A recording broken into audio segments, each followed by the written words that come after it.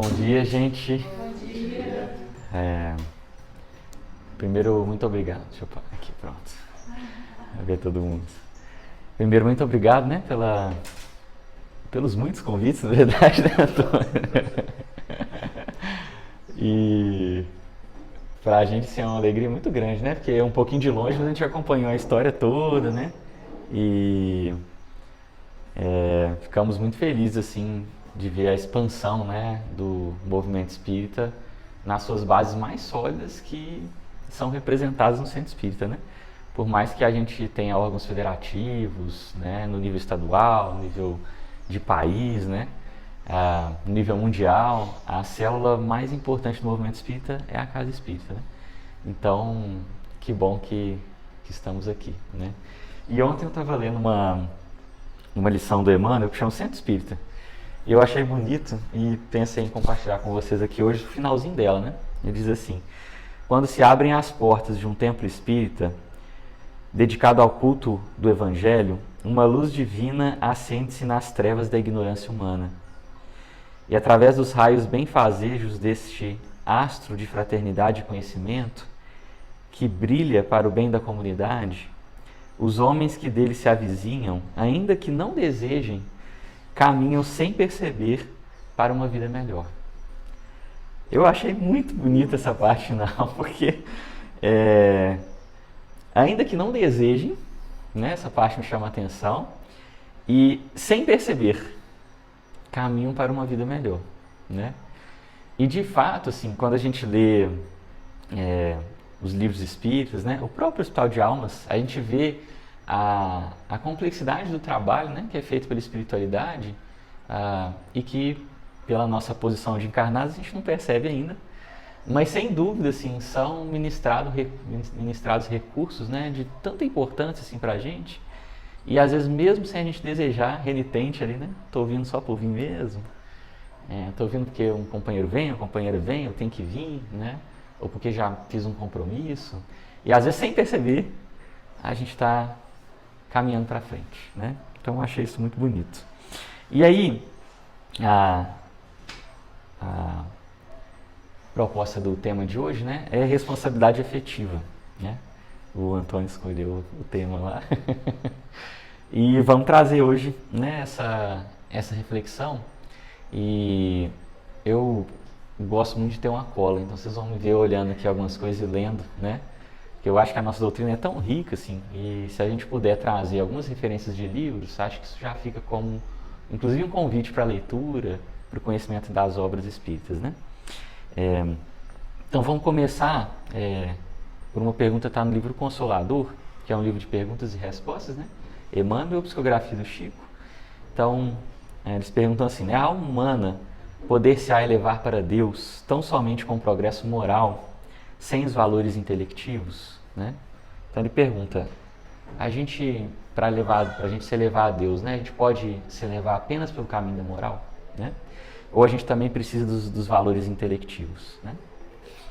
E os espíritos respondem dizendo que o sentimento e a sabedoria... Fala, meu amigo. Bom dia. O sentimento e a sabedoria são as duas asas com que a alma se elevará para a perfeição infinita. Então, às vezes a gente ouve falar isso nas palestras, né? Que a gente tem sentimento e razão, né, como duas asas para a nossa evolução espiritual. A referência está aqui no livro Consolador. E, na verdade, o vocábulo que é usado, né, é o sentimento e a sabedoria, né? É interessante porque, às vezes, a gente cultua o valor, né, ou até repete a frase pensando na razão pura, né? Mas a sabedoria a gente pode entender como algo ainda superior, né?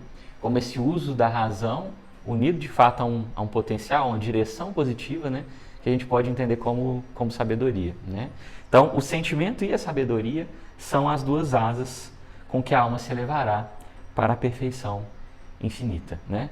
Aqui a gente quer destacar o sentimento, né? Já que a gente vai falar de responsabilidade afetiva,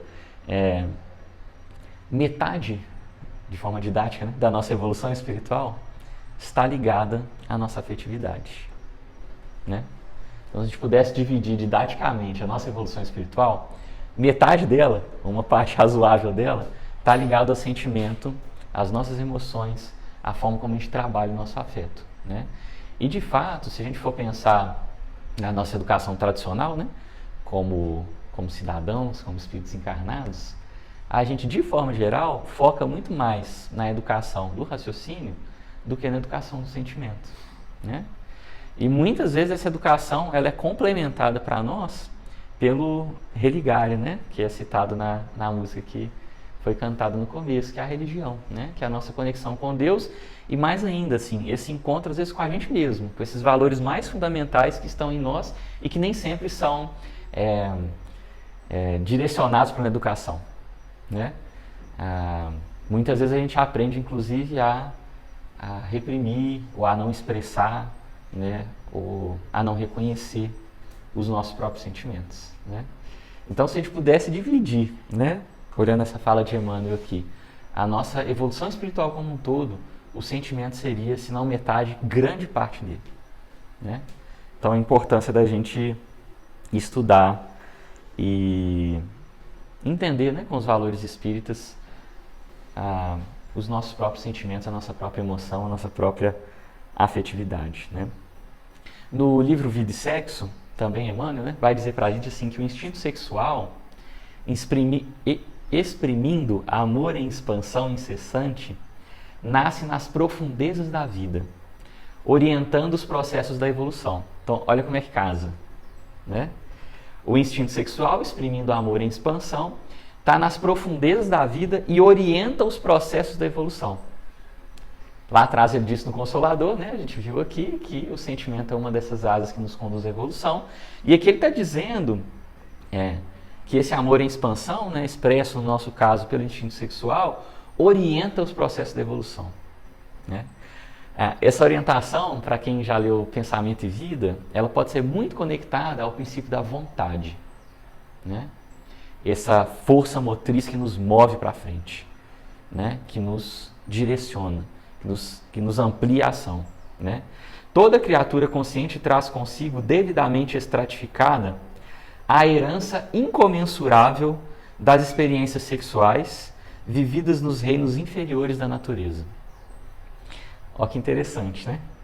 Ele vai trazer esse conceito que a gente entende no Espiritismo, né, da evolução, um dos nossos princípios básicos, né, do Espiritismo, como um grande trajeto que inclui, inclusive, as nossas experiências em reinos inferiores, né? Ainda como princípios inteligentes, né? Embora sem a individualização, mas desenvolvendo esses caracteres primitivos que vão ser base daquilo que hoje forma o nosso sentimento, a nossa emoção, a nossa afetividade, né? Quando ele fala aqui de instinto sexual, a gente se remete de forma muito clara a essas passagens anteriores, né? Então, todos nós trazemos essa herança incomensurável, né, na base da vida, né? E certamente, como já estamos assim num reino posterior, né, a esses que ele cita aqui, como será, né, que a gente deve lidar com essa emoção, com essa afetividade, com esses instintos, né, na condição que estamos hoje? Será que da mesma forma que lidam, né, com esses instintos, com essas emoções, né, com esses rudimentos de inteligência, os reinos inferiores também, né? Será que, como espíritos em transição, por exemplo, quando a gente encontra lá os homens das cavernas, né, nas primeiras expressões humanas, né, e vamos encontrar o uso do instinto de forma a garantir a sobrevivência, né? Será que a gente deve lidar, né, com as emoções da mesma forma, né? Certamente a gente está convidado a ampliar esse entendimento na condição humana, né? E no próprio Vida e Sexo, Emmanuel traz no comecinho, na introdução, uma sequência de frases que eu acho fantástica. Ele diz assim, né, sobre o sexo em si, sobre a afetividade: não proibição, mas educação; não abstinência imposta, mas emprego digno, com o devido respeito aos outros e a si mesmo. Muito importante isso aqui, né? Aos outros e a si mesmo. Não indisciplina, mas controle; não impulso livre, mas responsabilidade. A gente volta no título da nossa conversa de hoje, né? Responsabilidade afetiva. Então, Emmanuel traça essas bases que para mim são muito importantes, assim, né, Porque, de forma geral, quando ele fala aqui de abstinência imposta, né, ou de um controle excessivo, é o que muitas vezes nós vamos encontrar em outras filosofias ou escolas religiosas, que deveriam ser, como a gente viu no começo, o espaço de entendimento, né, e de educação das nossas emoções. Se nesse espaço eu encontro abstinência imposta, rigidez, né, proibição, né, como que eu trabalho com essas possibilidades? Levando em conta, gente, que a gente tem evoluído muito, né, nas últimas décadas, né? Se a gente for pensar, cerca de 200 anos atrás, a Igreja Católica discutia se a mulher tinha alma, né? Num concílio. Será que a mulher tem alma? Né? Veja a diferença, né? Do entendimento das emoções, da própria identidade, né? E de fato, nos últimos anos, assim, a gente tem conseguido ampliar muito essa visão, né? Da saúde mental, do entendimento das nossas emoções, dos sentimentos, né? Nós que particularmente envergamos corpos masculinos, né, temos de alguma forma sido convidados muito mais, né, à expressão, ao entendimento, a abrir, né, o nosso entendimento de fato para um campo que é importantíssimo na nossa vida, né? E se a gente for assim, olhar para esse campo da afetividade, fisicamente, né, nós somos oriundos de um encontro físico único, né? Nosso pai e a nossa mãe se encontraram num convívio sexual e a gente teve a oportunidade da reencarnação, né? Um encontro afetivo, inclusive. Veja como a afetividade está na origem da vida física, inclusive, né? De forma geral, com alegrias e dificuldades, né? A gente sabe que nenhum encontro afetivo, pelas diferenças naturais que a gente carrega e pelo nosso estágio evolutivo, ele é, per si, assim, um mar de rosas, né? Pelo contrário, o Emmanuel informa no livro Vida e Sexo que a maioria dos casamentos, né, eles têm caracteres expiatórios, né? Então, a gente sabe que, de forma geral, a afetividade e esse encontro que nos gerou do ponto de vista físico, ele é envolto em dificuldades e alegrias, né? E espiritualmente, a gente é oriundo de uma série de outras experiências encarnatórias, né, de outros relacionamentos, né, e também de uma trajetória de erros, acertos, alegrias, dificuldades, né? Então vejam, assim, quando o Emmanuel coloca, né, que a afetividade está na base, né, estratificada na base da nossa experiência espiritual e física, a gente encontra isso aqui de uma forma muito natural, né? Fisicamente somos oriundos de um encontro afetivo, né? E espiritualmente somos oriundos ou temos uma trajetória de afetividade de muitas encarnações, né? Em que naturalmente, assim, ao nos expressarmos nessa vida, nós vamos encontrar inclusive parceiros, parceiras diversos de outras encarnações, né? Então, de fato, a afetividade para nós, ela está dentro de um contexto, assim, de base, né, da nossa vida. E a gente vai entender que esses novos encontros que são propostos para essa encarnação, né, eles estão dentro de um planejamento encarnatório, né, em linhas gerais, né? A gente sabe, na Fala dos Espíritos, em especial André Luiz, né, na série Nosso Lar, a gente vai encontrar lá esse departamento, né, de planejamento encarnatório, em que a gente vai ver que as linhas gerais das nossas vidas, né, elas têm uma indicação programatória, né? Então, a nossa profissão, né, o nosso encontro afetivo que vai gerar no caso de haver, né, que vai gerar um casamento, a formação da nossa família, né, tudo isso está em linhas gerais programados, né? Obviamente não os detalhes, já que somos espíritos dotados de livre-arbítrio, né?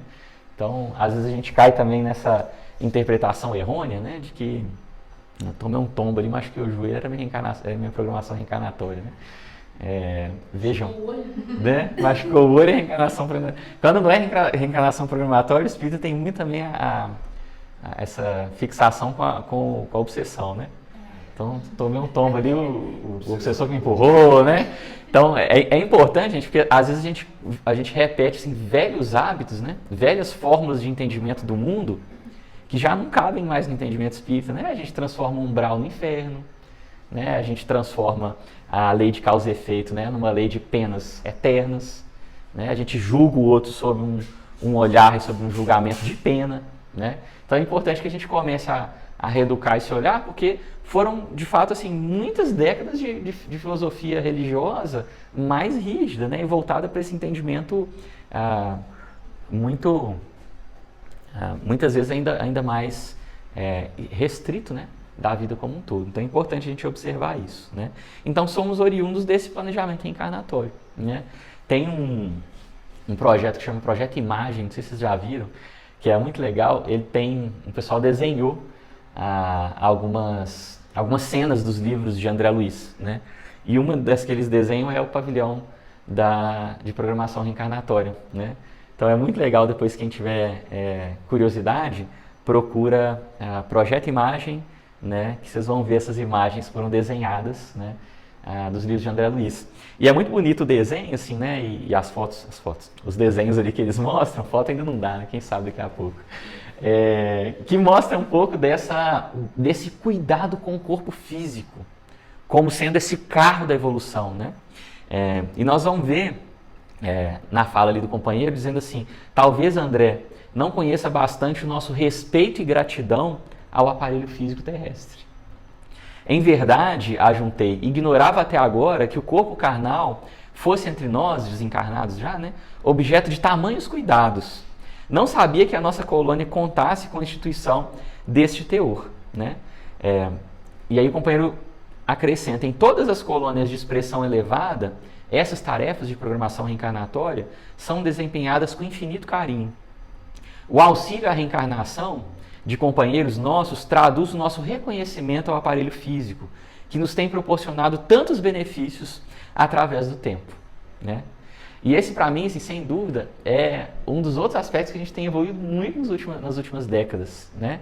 Claro que muitas vezes com os nossos vícios, os nossos miasmas, os nossos desvios, mas a gente tem aprendido, né, a olhar um pouco mais com a importância do nosso corpo físico, a nossa saúde física, com o cuidado que lhe é devido, né? Muitas vezes a gente extrapola isso para um limite, né, da vaidade, do encontro com aquilo que talvez não seja o necessário, mas o supérfluo, né? Mas é certo que a gente tem também aprendido a olhar para o nosso corpo, né, para a nossa própria condição física de forma mais cuidadosa, né? E ele continua: sim, temos necessidade da luta que corrige, renova, restaura e aperfeiçoa.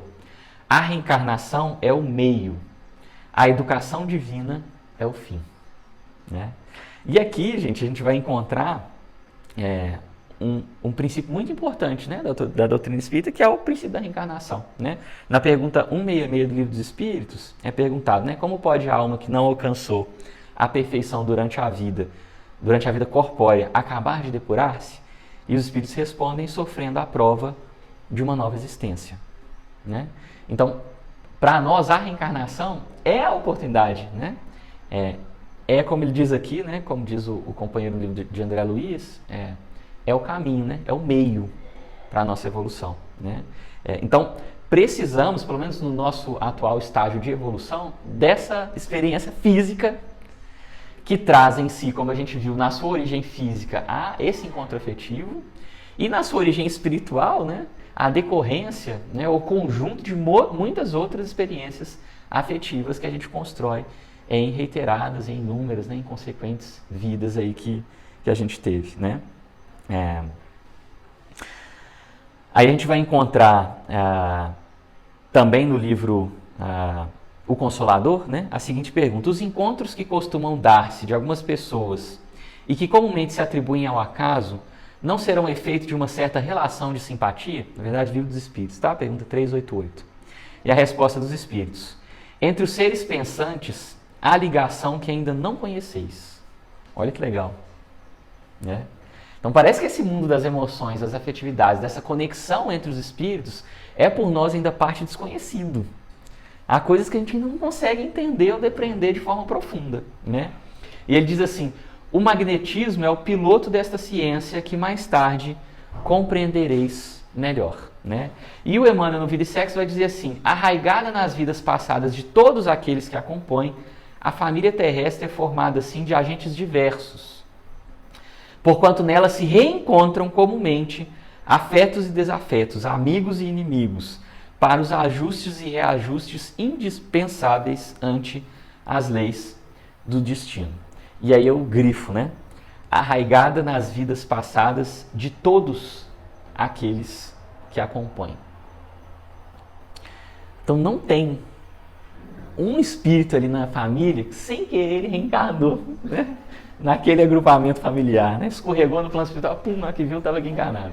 Não existe isso, né? O nosso centro familiar, né? O nosso conjunto familiar é formado a partir das experiências, né? Arraigadas no nosso passado, né? Veja que ele não diz assim, né? Algumas experiências ou algo... Não. Nas vidas passadas de todos aqueles que acompanham, né? Todos, né? Então, a gente vai ver, que bom, fazendo uma breve recapitulação, né? Somos oriundos de um encontro afetivo do ponto de vista físico, de muitas experiências afetivas do ponto de vista espiritual. Somos programados nessas linhas gerais de afetividade para nos encontrarmos, né, com a nossa família e com eventuais, né, possíveis parceiros de encarnação, né? E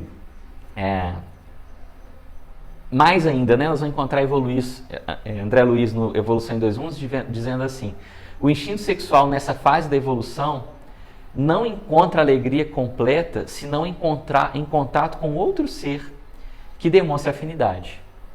Porquanto a liberação da energia que lhe é peculiar, do ponto de vista do governo emotivo, solicita compensação de força igual na escala das vibrações magnéticas. Então veja, o instinto sexual na fase de evolução em que a gente se encontra, só encontra a sua plena utilização, né, o seu pleno dinamismo no contato com o outro, né? Tem inclusive uma pergunta no Livro dos Espíritos, né, sobre a questão dos companheiros que vão se isolar, né, que vão viver em constante contemplação lá, isolados na natureza, né, num montinho assim, né, na montanha ali, fora da sociedade, né? E os Espíritos vão dizer nessa pergunta que, inclusive uma das leis morais, né, a lei de sociedade, que a gente precisa do encontro com o outro para evoluir, né? Então veja, em contato com outro ser que demonstra afinidade, né? Então ele diz que nesse momento da nossa encarnação, o nosso governo emotivo, ele solicita compensação de força. A gente precisa sentir a afetividade do outro para a gente conseguir dinamizar a nossa, né? É lei da vida, gente. Não tem muito como a gente fugir, é a forma como a gente evolui, né? Continuando ainda André Luiz em Evolução em Dois Mundos. A energia natural do sexo, inerente à vida em si, gera cargas magnéticas em todos os seres, todos, né? Pela função criadora de que se reveste. Cargas que se caracterizam com potenciais nítidos de atração no sistema psíquico de cada um e que, em se acumulando, invadem todos os campos sensíveis da alma. Então veja, se expressa, né, por uma carga muito característica do ponto de vista psíquico. A gente vai ver ainda em Evolução em Dois Mundos, em outra passagem, André Luiz colocando isso, né? Que é um fenômeno, o sexo é um fenômeno psíquico, dado que o espírito não tem sexo, né? Então é fruto de uma série de construções, né, estratificadas no nosso passado, um fenômeno psíquico, né? E ele diz assim que quando se acumulam, quando a gente não consegue dinamizar, educar, né, dar vazão, invadem, né? Olha a palavra que ele usa aqui, né? Invadem todos os campos sensíveis da alma, como que ali obliterar os mecanismos outros de ação, qual se estivéssemos diante de uma usina reclamando controle adequado. Então é muito comum isso acontecer, por exemplo, no período da adolescência, né? Em que tanto do ponto de vista físico, né, a gente está numa tempestade ali de instintos, né, de emoções, inclusive fisicamente, né, de hormônios, não é isso? E que espiritualmente nós estamos começando a dar vazão ao nosso passado espiritual, né? Veja que é um fenômeno simultâneo, né? Muitas vezes esse processo não educado, né, esse vulcão em erupção, oblitera todos os nossos centros de ação, de forma que tudo está envolto na questão sexual, né? E aí muito importante o nosso papel como pais, né, como tutores, né, às vezes como colegas, como irmãos, como companheiros, né, de tentar trabalhar essa dinamização da energia sexual, né?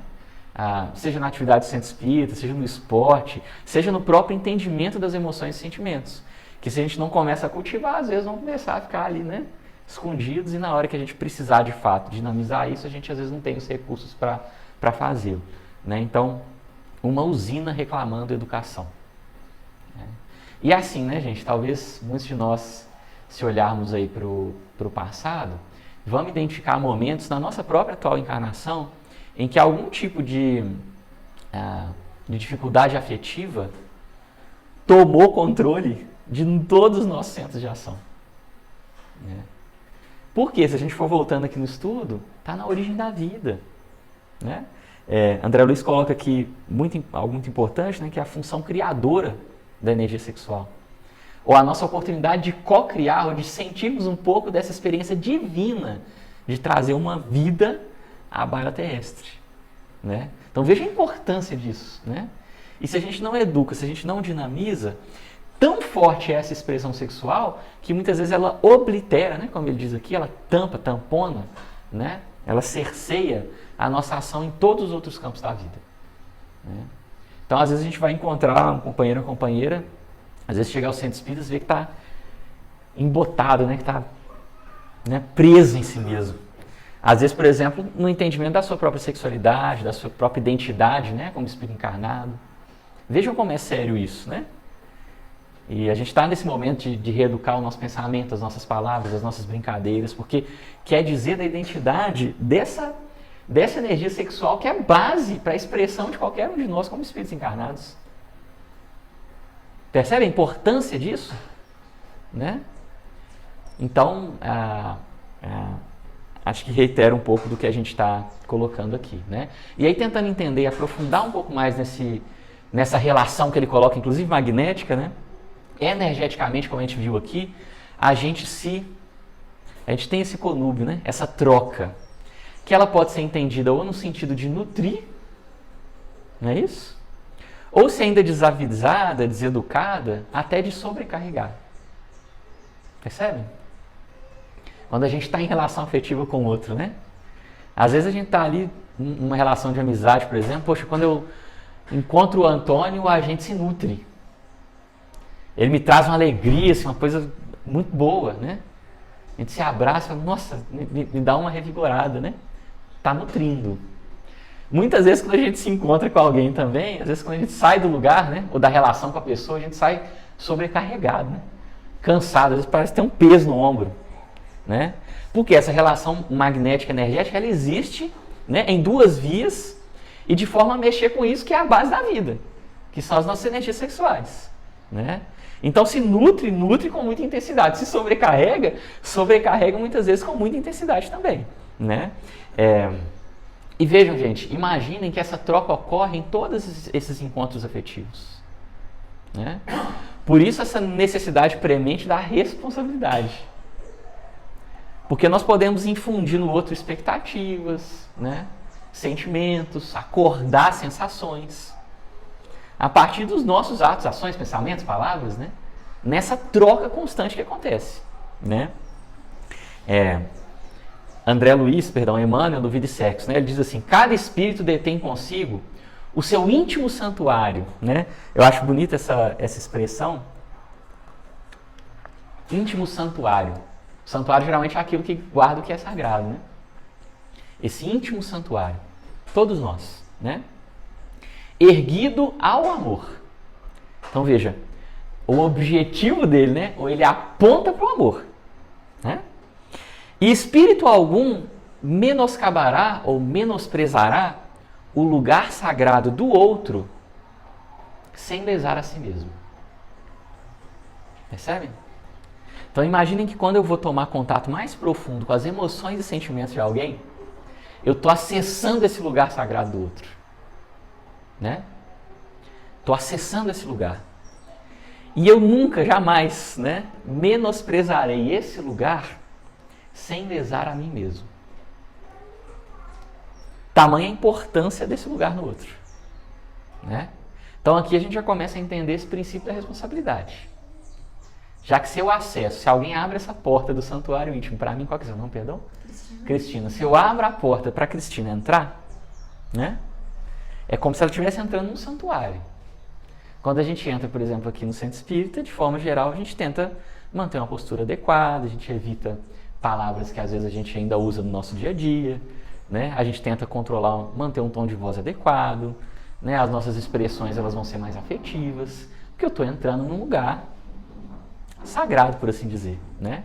Assim é o espaço afetivo do outro.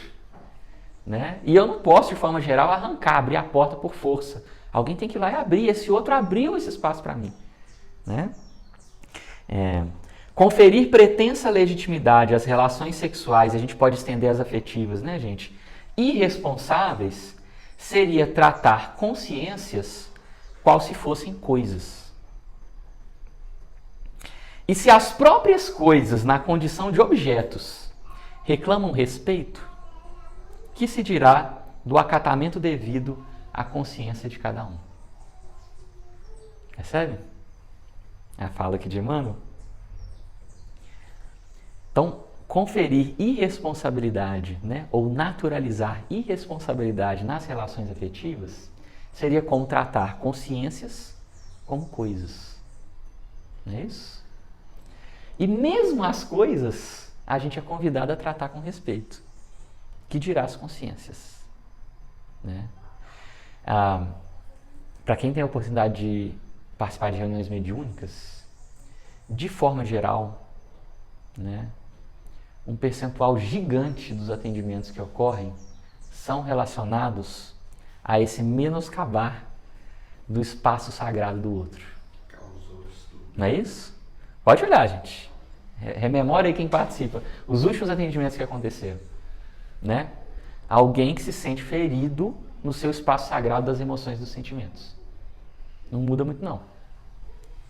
Essa é uma relação pai-filho, marido-esposa, amigo, uma traição, né? Um espaço de vaidade, de achar que você tinha direito a uma coisa que você não tem. De forma geral, está relacionado à relação nossa com o outro. Olha o tamanho da oportunidade disso, né? Da importância disso. E de forma geral também, os espíritos mais evoluídos que a gente vai encontrar, tanto se manifestando nas reuniões mediúnicas, quanto, por exemplo, nas obras de André Luiz, são caracterizados, né, por uma evolução moral do ponto de vista dos sentimentos e das emoções muito especiais, né? A gente, obviamente, vai encontrar os companheiros de ciência, com, né, esse intelecto avantajado, mas, de forma geral, a caracterização são espíritos que estão, de alguma forma, expressando as suas emoções e sentimentos já de forma mais evoluída, né? Esse é o tamanho da necessidade desse encontro conosco mesmo, né? Em qualquer providência, em qualquer opinião, somos sempre a soma de muitos. Expressamos milhares de criaturas e milhares de criaturas nos expressam. Emmanuel no Pensamento e Vida, né? Se eu não me engano, no capítulo que chama Associação. Isso é muito interessante, gente. Porque, veja, a gente está falando de uma troca energética, né? Além de nutrir e sobrecarregar, a gente é amplamente influenciado por esse círculo afetivo que nos rodeia, né? De forma que a gente expressa muitos companheiros, né? E muitos companheiros também nos expressam nessa troca, nesse conúbio afetivo, né? Então, o Emmanuel vai dizer no Pensamento e Vida que o potencial das nossas ações, pensamentos e palavras é tão maior quanto seja o número de espíritos encarnados ou desencarnados que conosco se afinam naquela ação. Então, se eu vibro aqui, né, um pensamento de valorização à vida, né, de respeito ao meu corpo físico, ao meu estado enquanto encarnado, deu uma bateria fraca aqui. O potencial de ação dessa minha vibração é tanto maior quanto sejam o número de espíritos que se afinam com ela. Porque eu estou, de alguma forma, né, dando corpo a uma linha de pensamento de energia geral que está correndo aqui, de valorização da vida. E o contrário, né, num sentido negativo, também é verdade. Às vezes eu estou reforçando lá um pensamento de guerra, né, num outro lado do planeta, num outro campo da espiritualidade, por exemplo, com o meu pensamento. É assim que a gente nutre e é nutrido, que a gente troca, né? E aí a gente começa a pensar nessas expressões de troca que né, nos conduzem no dia a dia, né? E eu queria, pensando nesse lugar sagrado do outro, né, nesse respeitar consciências, a gente queria propor uma reflexão em cima do eu te amo, né? Comumente aí usado por nós no dia a dia, né, com as pessoas que nos rodeiam, né, como uma expressão máxima dessa afetividade, né? E somos espíritos, né, que estão nesse processo de evolução, né? E que a gente vai encontrar, de acordo com a fala dos espíritos, assim, o amor, né, como esse instinto sublimado, à altura do progresso feito, né? Então, instinto sublimado à altura do progresso feito. O que isso quer dizer, né? Que eu amo na possibilidade de progresso que eu já percorri, né? Então, a Cristina, por exemplo, está 20 passos ali na minha frente. A expressão de amor dela vai condizer com a possibilidade evolutiva que ela tem naquele momento, né? O amor no seu rudimento, lá na expressão aqui dos homens da caverna que a gente estava conversando, está muito mais ligado a um instinto de preservação, de reprodução, de continuidade da espécie, né? A forma como a gente se relaciona, como a gente dirige as nossas afetividades, vai dizer do nosso progresso espiritual, né? Se eu busco desordenadamente encontrar a realização dos meus desejos apenas, se eu busco respeito, se eu busco prazer momentâneo, se eu busco doar e receber, isso quer dizer da minha possibilidade evolutiva, né? Leon Denis diz assim que se a gente quer medir o nosso caminho para Deus, o quanto a gente já caminhou em direção a Deus, que a gente olhe para como a gente ama os outros, né? Então, o amor é a medida.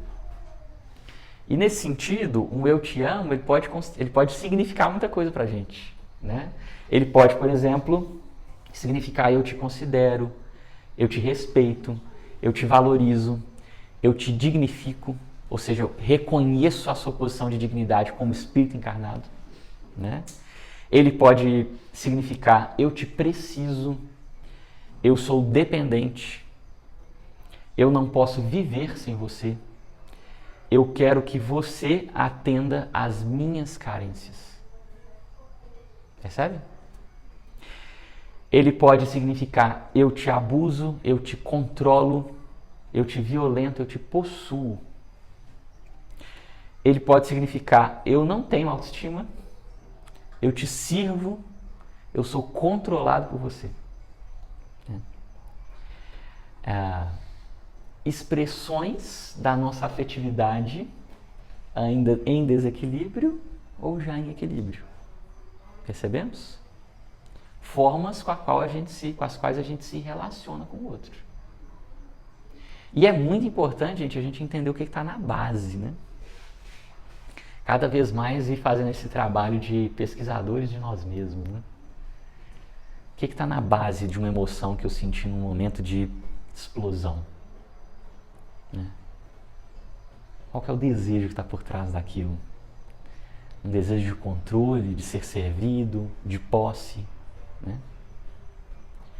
É um desejo de uma afetividade respeitosa, de me expressar, de dar e receber, né? Então, estudar a relação afetiva, né, ou a responsabilidade afetiva, é acessar esse santuário íntimo, né, das nossas emoções e tentar entender que, já que, como a gente viu aqui com o Emmanuel, né, essa ação, essa energia sexual orienta a nossa caminhada, para onde que ela está apontando, né? Para onde que ela está apontando? Já paramos assim para refletir nisso, né?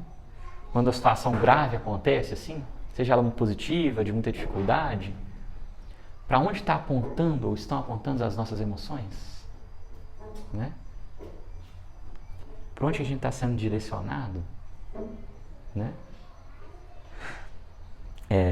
Nós vamos encontrar, né, a expressão desse amor, né, num estudo das emoções, como que a gente chama aqui do amor porneia, né, do grego, que é aquele que não enxerga o outro, né? Ele está concentrado em si mesmo e preocupado com a satisfação dos seus desejos. Vamos dizer assim, estratificando, né, esse sentido mais básico, instintivo ali, ainda deseducado da nossa expressão afetiva.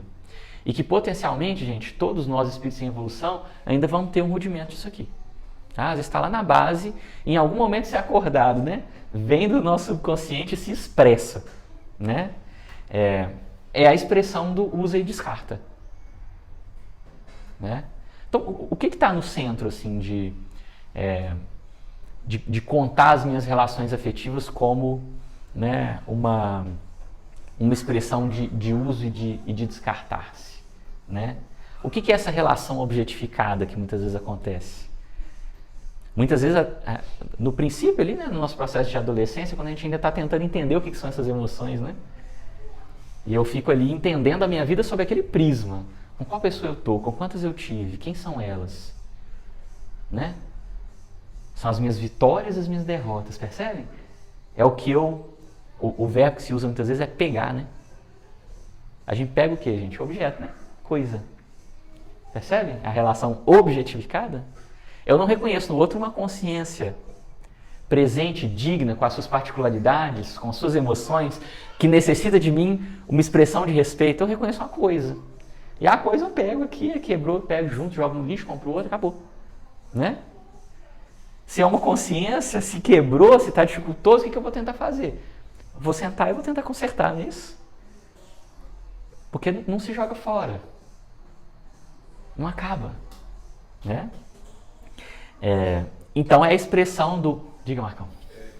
Isso que você está falando é interessante porque, de certa forma, é uma leitura, né? E a gente tem que educar nossos filhos, a gente tem que trabalhar uma contracultura, porque você educar um filho a enxergar o outro e não ver um objeto, né, que você está falando, numa relação, você está indo contra a cultura. Você está, tipo assim, quebrando um paradigma que a pessoa, que o seu filho, né, aquela pessoa que você está tendo esse cuidado, está imerso. Sem dúvida. Então é um desafio, né? Assim, e ao mesmo tempo requer paciência, né? Porque muito. a gente não pode simplesmente impor a nossa visão, esse entendimento que a gente já tem da vida. Tem que ter paciência quando houver falhas, quando houver quedas, mas e é desafiador, porque a gente tem que realmente nadar contra a maré para se instaurar uma nova cultura, talvez, né? Aquilo que você falou, que o somatório dos pensamentos, dos sentimentos que a gente tem, que as pessoas têm, influencia tudo, né? Influencia todo mundo. E se nas últimas décadas as coisas melhoraram, é porque o pensamento de cada um contribuiu para esse somatório. Né? Então, se a gente trabalha para a próxima geração ser melhor em algum aspecto, a gente está contribuindo para que esse movimento coletivo aconteça. Né? Sem dúvida. Então é individual e coletivo. Isso aí. Se a gente for pensar isso no campo da educação, assim, poderíamos mudar aqui o tema do estudo e começar outro, né? Porque é maravilhoso, gente. E é um desafio, como o Marco colocou, enorme. Né? Assim, eu digo por mim, né? O Theo está ali. Muitas vezes a gente enxerga a criança, né, quase que como um objeto mesmo. Né? Que a gente pode chegar aqui, ó, vamos dizer que eu não conheço o Theo. Né? Eu posso tocar no corpo dele, eu posso querer que ele me cumprimente do jeito que eu quero, eu posso pedir que uma criança que nunca me viu me dê um beijo. Eu não peço isso de um adulto. Percebem? São coisas pequenas, mas que formam um processo de entendimento da sua identidade, quem você é. Né? Como se eles não tivessem vontade, né? Assim, eles têm que comer a quantidade que a gente estabelece, né? Então, realmente é olhar para a criança como um ser pensante, individual, né? E não como se toda criança fosse da mesma forma. Exatamente. Tratar todos do mesmo jeito. Né? E olha como, perdão, seu nome, Fabiana. Como o que você colocou, Fabiana, se expande numa compreensão espiritual. Porque se a gente olhar só do ponto de vista físico, já é um ser apartado de nós, né? Se a gente olhar do campo espiritual, que espírito é esse, gente? Que se expressa ali. Né? Que aos poucos começa a dar vazão às suas experiências, que são oriundas de dezenas, centenas de encarnações, né?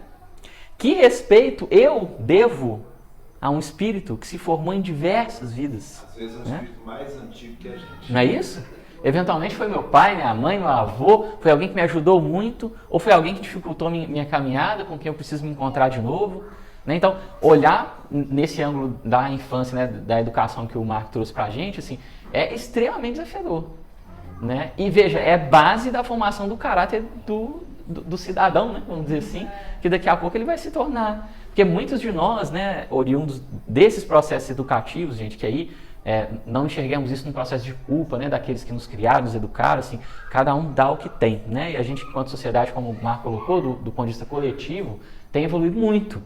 E certamente, talvez, fomos nós lá atrás quem educamos os nossos avós, que educaram os nossos pais e daí para diante, né? Então, não nos eximamos e não nos coloquemos numa posição de vítima de nada.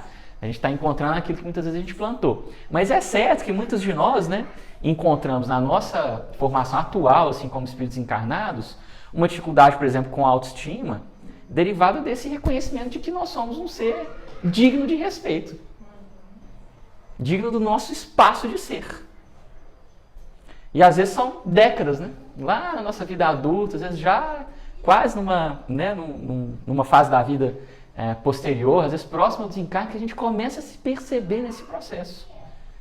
De falar, poxa, eu preciso me dignificar, né? Eu preciso reconhecer esse meu espaço e lugar como um ser que merece um respeito, né? Uma dignidade como espírito em evolução. Né? Eu não sou para o outro, eu não deveria ser, na busca desenfreada de afeto, né?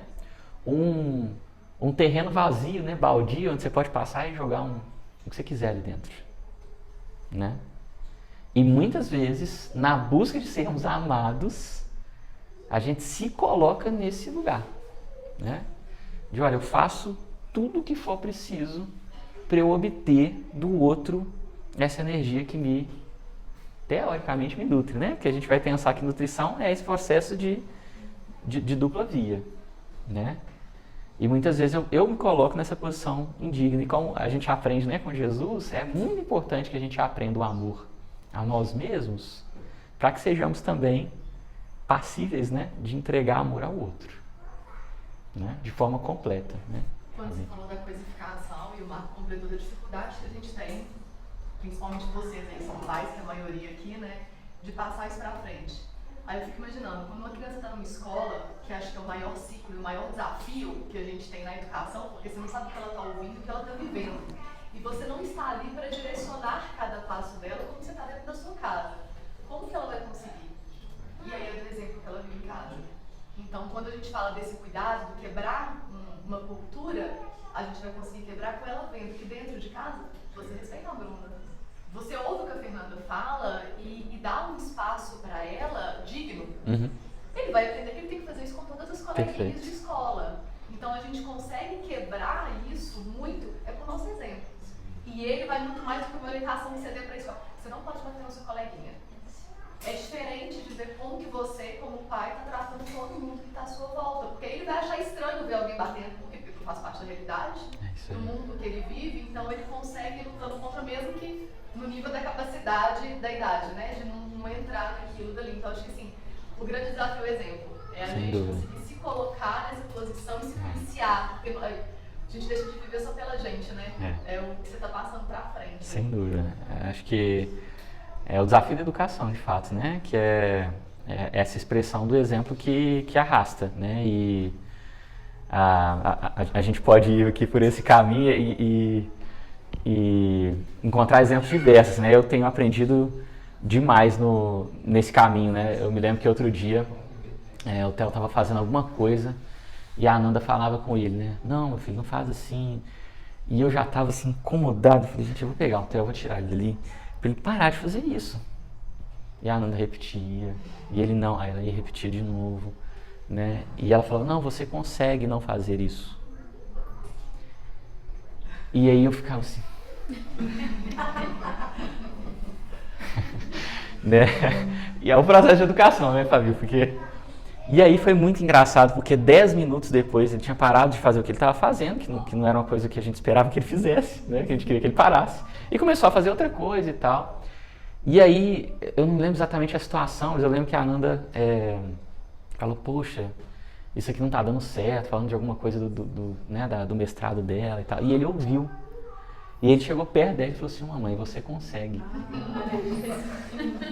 E eu falei, olha só, assim, é o espaço, gente, que dá autoeducação, dá emoção, dá afetividade, porque era uma expressão minha de controle, né? A gente viu aqui, assim, de falar, eu quero que ele faça desse jeito. Que às vezes para ele, né, para uma criança, inclusive fisicamente, não está construído no espaço cerebral, assim, né, o que é necessário para, por exemplo, educar as emoções, para entender o que eu estou falando, né? E eu, na minha expressão de afetividade, de anseio de controle, falei assim, bom, acabou. Eu vou pegar ele, vou colocar ali e pronto, né? E no exemplo, 10 minutos depois, não foi uma coisa assim. E eu falei, meu Deus, né? Qual que seria o exemplo se eu tivesse pego, tirado ele dali e falou, pronto, acabou, né? Obviamente que as coisas todas têm os seus contextos, né, gente? A gente é responsável, por exemplo, pela segurança dos nossos filhos, né? Às vezes, num exemplo extremo aí, eu acabo deixando que outros exemplos, né, de coisas, dificuldades, de dores aconteçam com a criança por não me posicionar na posição de pai, tutor e responsável por um ser ainda muito pequeno, né? Mas é da gente refletir de fato se a gente está conseguindo nesse processo se educar e servir como um pouco desse espelho, né, que a criança de fato vê, né? E aí cai por terra, pra gente ir finalizando, essa visão muitas vezes por nós cultivada, né, da metade da laranja, né? Do esperar do outro que ele me complete, né? No sentido de que eu preciso que você, né, me nutra. Ou que você faça o que eu não consigo fazer, né? Veja, é uma troca. Obviamente, a gente vai encontrar o espaço de aprender com o outro, né? De observar o outro, de trocar com o outro. Mas a minha evolução, o meu espaço, é minha responsabilidade de desenvolver, né? Muitas vezes a gente se lança já nas relações afetivas com essa visão idealizada, né? De que eu vou encontrar a felicidade no outro. E lanço sobre ele esse peso, né? Que é um peso, assim, agora vai dar certo.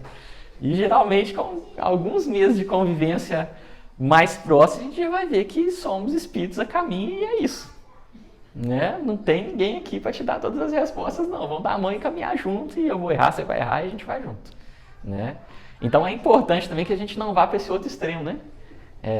De, por um lado, né, não objetificar, entender as relações no seu ponto de vista mais profundo e das consciências que se relacionam. E de um outro ponto, né, não colocar sobre a relação, né, a responsabilidade da intenção, da vontade, do direcionamento que precisa partir de mim, né? Que nesse encontro certamente pode se completar, né? E aí, para a gente finalizar, queria trazer uma fala do André Luiz também, na Evolução em Dois Mundos, que ele diz assim, né? O amor assume dimensões mais elevadas tanto para os que se verticalizam na virtude, como para os que se horizontalizam na inteligência. Então vejam, verticalizam na virtude e horizontalizam na inteligência, né? Os primeiros, ou seja, aqueles que cultivam a virtude, que a gente pode entender como esse desenvolvimento, né? Instinto, emoção, sentimento, amor, como aquela virtude, né? O Evangelho segundo o Espiritismo coloca isso pra gente, né? A síntese das virtudes é o amor, né? Então, aqueles que se verticalizam na virtude, na evolução, na educação desse processo de emoções, sentimentos, ao encontro, né? Indo ao encontro do amor, os primeiros aprendem a amar com Deus, né? Os segundos, aqueles que só se horizontalizam na inteligência, né? Então percebam, horizontalizar dá essa dimensão de superficialidade, né? Enquanto verticalização dá essa sensação de profundidade, né? De entender o porquê das coisas, as origens, né? Os segundos, aqueles que se horizontalizam na inteligência, aspiram a ser amados a qualquer preço. E muitas vezes, nas relações, a gente se encontra mais ligado aos segundos, né? Eu quero ser amado a qualquer preço, né? E veja, nos verticalizar é aprender a amar com Deus, né? A entender esse processo do dar e receber, né? Do amar com Deus, reconhecer o nosso espaço, inclusive, como aquele que recebe também, né? E aí, a gente chama a atenção, já para finalizar, né? Essa é uma passagem no livro que chama O Código do Monte. É um livro muito legal de um espírita, um médico espírita do Sul, que ele interpreta o Sermão do Monte, né? Em especial as Bem-aventuranças, do ponto de vista espírita, e conectando, né, aos centros vitais e às virtudes, né? E em uma passagem específica ele diz assim, se não me engano, bem-aventurados os mansos, né? Ele diz assim: Vivemos num mundo onde a nossa exagerada ocupação de tarefas e obrigações promove uma aceleração generalizada no nosso contexto mental. A nossa exagerada ocupação de tarefas e obrigações. É como se viajássemos sem olhar a paisagem. Estamos nos referindo à nossa ausência nas coisas, ou à nossa falsa presença emocional nos relacionamentos.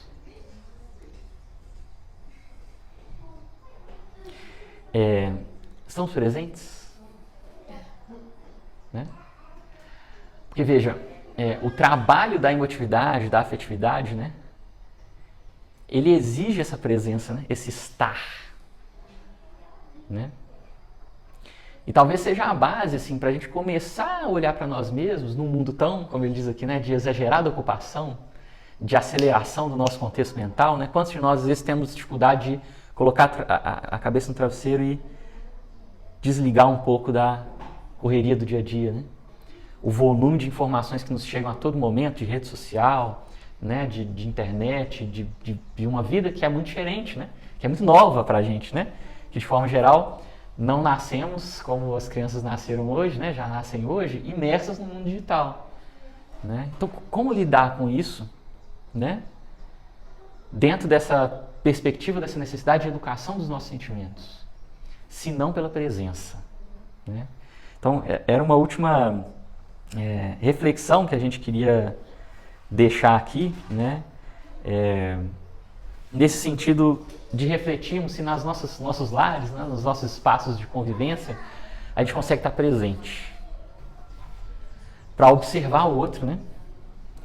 Até para nos deixarmos sermos observados. Eu gosto muito da gente refletir nessa perspectiva do dar e receber, sabe? Então, conseguimos estar presentes, né? Na viagem, assim, olhando a paisagem, observando tudo, né? Ou essa aceleração tem nos retirado o espaço de convivência e de troca afetiva, né? Como equilibrar isso? Num mundo em que cada vez mais é o rápido, né? É o stories de 10 segundos, daqui a pouco é o TikTok de 5 segundos, e eu tô trocando. Parece muito a horizontalização, né? Quando que eu consigo estar e, portanto, me aprofundar? Né? Me pesquisar, né, gente? Leon Denis tem uma fala que eu acho muito bonita, né? Que ele fala assim que alguns prazeres, eles são dedicados àqueles que visitam as suas solidões. Que frequentam as suas solidões. Veja, não é solidão de estar num espaço vazio, sem ninguém. É o espaço de estar, né? Se observar a sua respiração, a sua reação diante das coisas, as suas emoções, os seus afetos, né? Então a gente queria deixar esse convite assim, para os companheiros nessa linha de responsabilidade afetiva, a começarmos por nós. Se conseguimos estar, né? Na mesa do café da manhã, às vezes no jantar, no momento de comer junto com a família, às vezes quando alguém vai te contar alguma coisa, né? Você já está pensando o que você vai responder antes de observar e ouvir, né?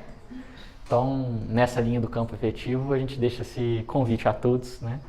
Rogando a Jesus que nos oriente nesse trabalho árduo e extenso da educação dos nossos sentimentos e, portanto, da educação de nós mesmos como espíritos imortais, né? E agradeço de novo a oportunidade de refletir sobre isso. Sempre falo que os ouvidos mais perto, né, da boca que falam são os meus, né? Então, que bom que pude ouvir e refletir aí com os amigos.